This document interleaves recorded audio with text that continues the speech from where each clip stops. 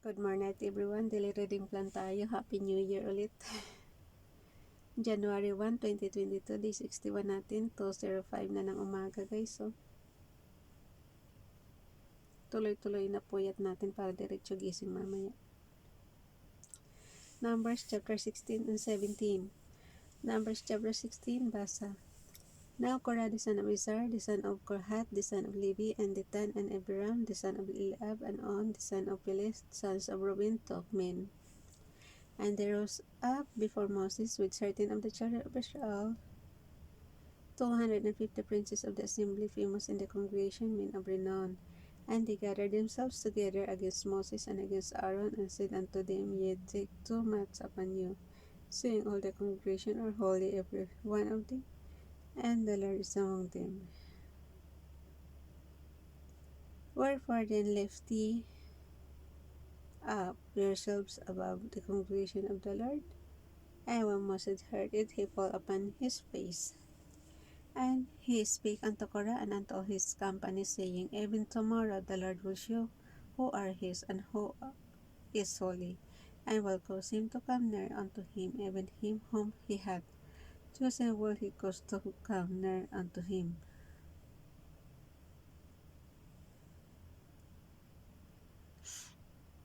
Verse 6. This do take you censers, Korah and all his company, and put fire therein, and put incense and them before the Lord tomorrow, and it shall be that the man whom the Lord doth choose, he shall be holy. Ye take too much upon you, sons of Levi.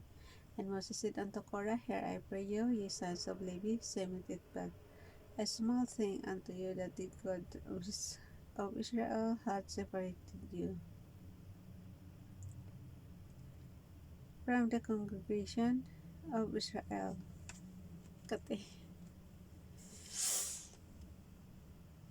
To bring you near to himself, so that the service of the tabernacle of the Lord, and to stand before the congregation to minister unto them. And he had brought thee near to him, and all thy brethren, the sons of Levi, with thee, and sake ye the priesthood also, for its cause both thou and all thy company are gathered together against the Lord.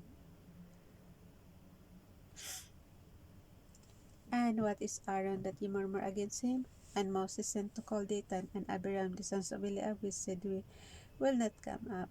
Is it a small thing that thou hast brought us up out of a land that floweth with milk and honey?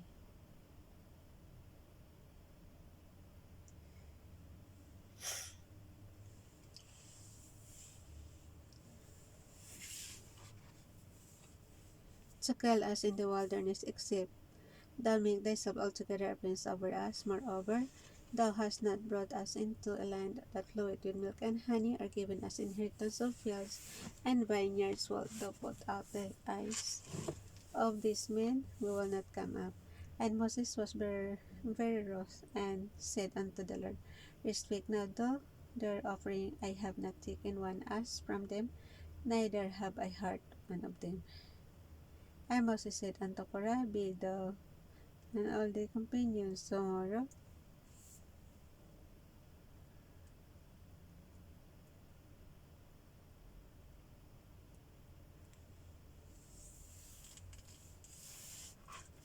ulit sa verse 16. And Moses said unto Korah, Be thou and all thy company before the Lord, thou and they and Aaron tomorrow, and take every man his censer, and put on.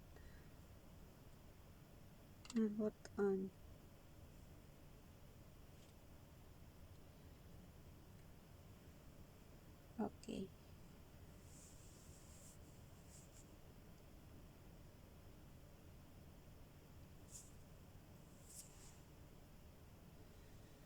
Ulit tayo sa verse 16. And Moses said unto Korah, Be thou and all thy company before the Lord, thou and they and Aaron tomorrow, and take every man his censer, and put incense on him, and bring ye before the Lord the incense, and ye before the Lord.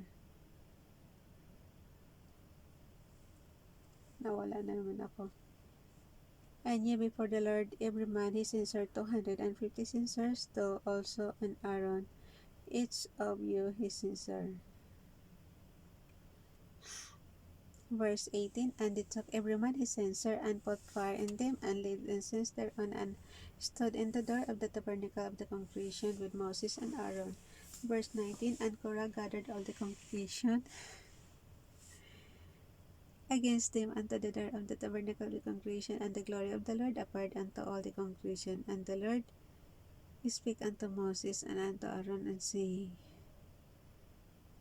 Separate yourselves from among this congregation,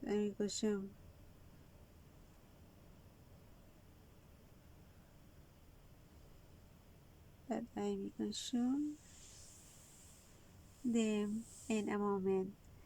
And they fell upon their faces and said, O God, the God of the spirits of all flesh, shall one man sin, and wilt thou be wroth with all the congregation? And the Lord spake unto Moses, saying, Speak unto the congregation, saying, Get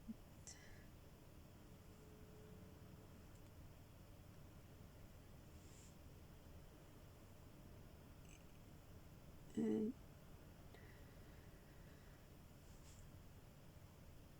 speak. And Moses and he spake unto the congregation, saying, Depart every Lord.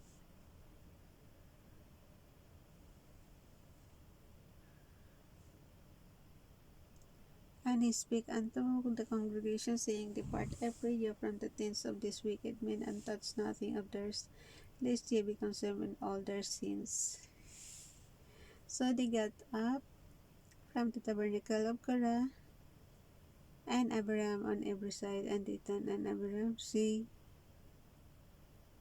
came out and stood in the door of tents. He and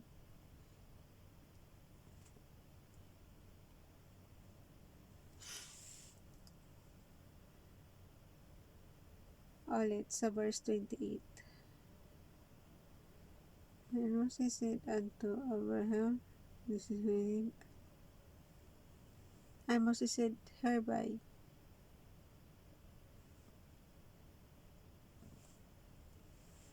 And Moses said, Hereby ye shall know that the Lord hath sent me to do all this. Amen.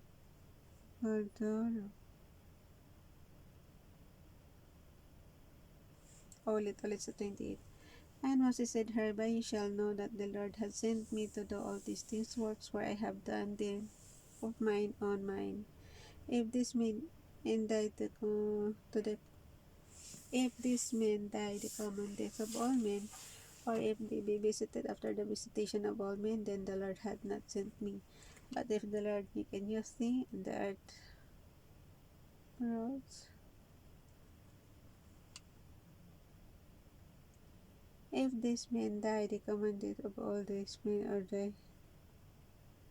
or they visited with the Lord company.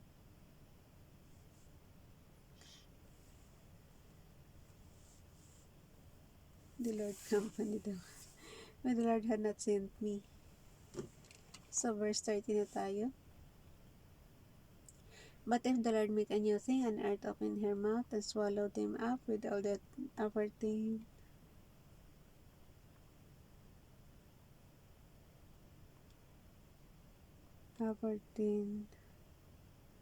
was good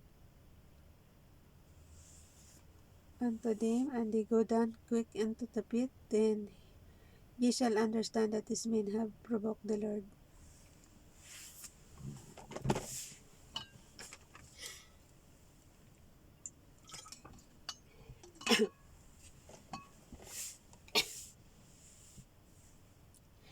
Verse 31, and it came to pass, as he had made an end of speaking all these words, that the ground clave asunder that was under them, and the earth opened her mouth, and swallowed them up, and their houses, and all the men that appertained unto Korah, and all their goods.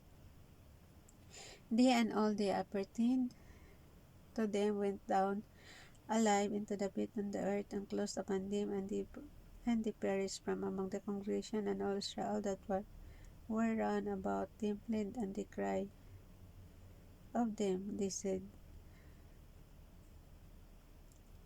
Lest the earth swallow us up also. And there came out a fire from the Lord and consumed the 250 that offered thousands.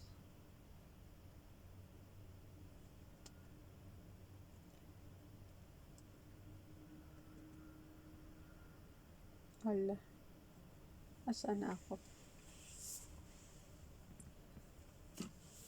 Verse 32. And the earth opened her mouth and swallowed them up, and their houses, and all the men that appertain unto Korah, and all their goods. They that they and all that appertain to them went down alive into the pit, and the earth closed upon them, and they perished from among the congregation. Verse 34. And all Israel that were round about them fled at the cry of them, for they said, lest the earth swallow us up also. Hala, inulit ko. And there came out a fire from the Lord and consumed the 250 men that offered incense. And the Lord spake unto Moses, saying, Speak unto Eleazar, the son of Aaron,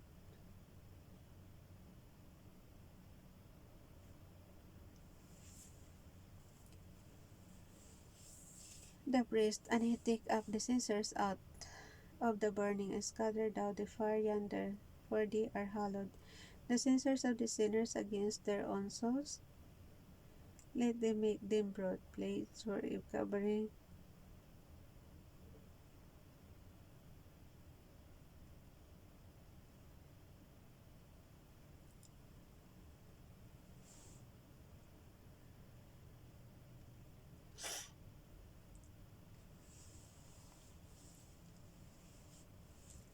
But on the morrow of the congregation, but on the morrow all the congregation of Israel murmured against Moses and against Aaron, saying, Ye have killed the people of the Lord. 42. And it came to pass, when the congregation was gathered against Moses and against Aaron, they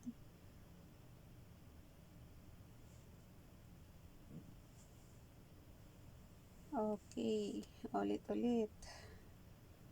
But on the morrow all the congregation of the children of Israel murmured against Moses and against Aaron, saying, Ye have killed the people of the Lord. Verse 42. And it came to pass, when the congregation was gathered against Moses and against Aaron, that they looked toward the tabernacle of the congregation, and behold, the cloud congregation,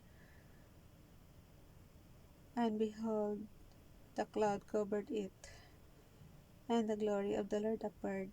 And Moses and Aaron came before the tabernacle of the congregation. Verse 44. And the Lord spake unto Moses, saying, Get you up from among this congregation, that I may consume them as in a moment. And they fell upon their faces. And Moses said unto Aaron, Take a censer, and put fire therein from off the altar, and put on incense, and go quickly unto the congregation, and make the atonement for them, for there is wrath gone out from the Lord. This plague is begun. Verse 47. And Aaron took as Moses commanded, and ran into the midst of the congregation. Behold, the plague was begun among the people, and he put on incense, and made an atonement for the people. Verse 48. And he stood between the dead and the living, and the plague was stayed. Now they that died on the plague were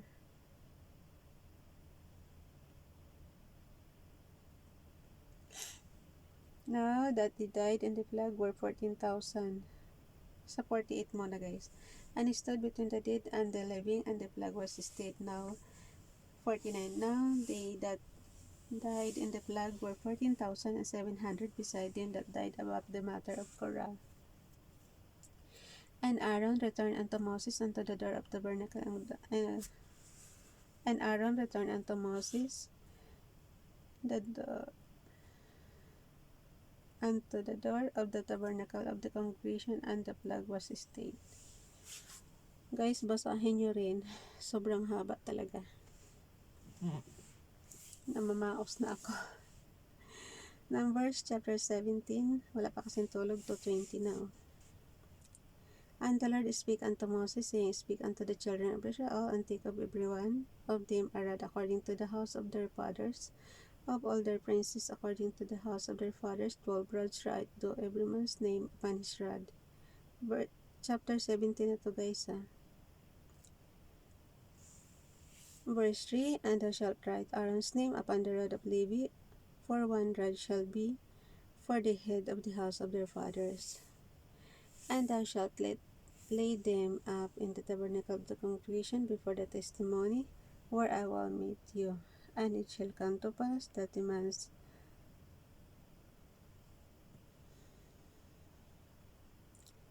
rod whom I shall choose shall bosom.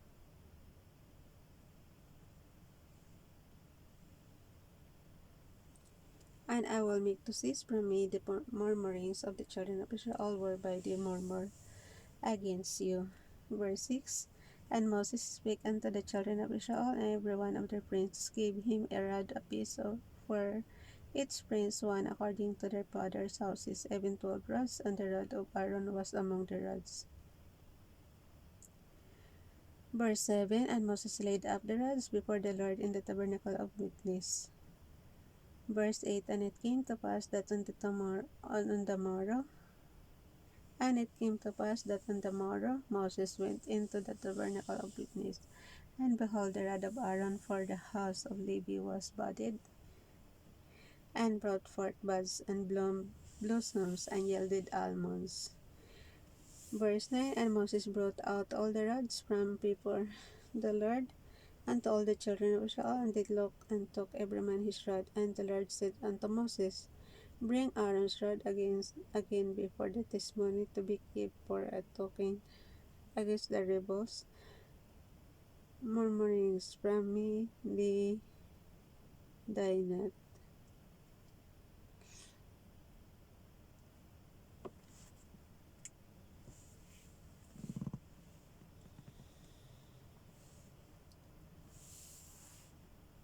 Sa verse 11 na tayo. Kaya nga sabi ko sa inyo, sundan nyo rin ako kasi siyempre antok-antok na ako nito.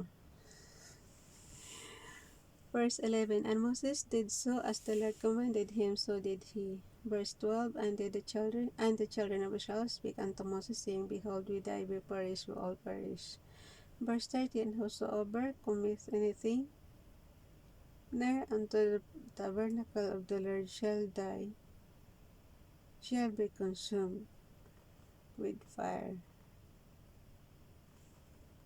So hanggang dyan na lang siya. No? Consumed with fire, consumed with dying. Ulit-ulit sa verse 13.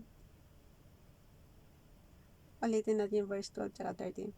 And the children of Israel speak unto Moses, saying, Behold, we die, we perish, or we all perish. Sa verse 13, Whosoever commits anything near unto the tabernacle of the Lord shall die. Shall we be consumed with dying? Ayun na, natapos din natin. Bye everyone. God bless.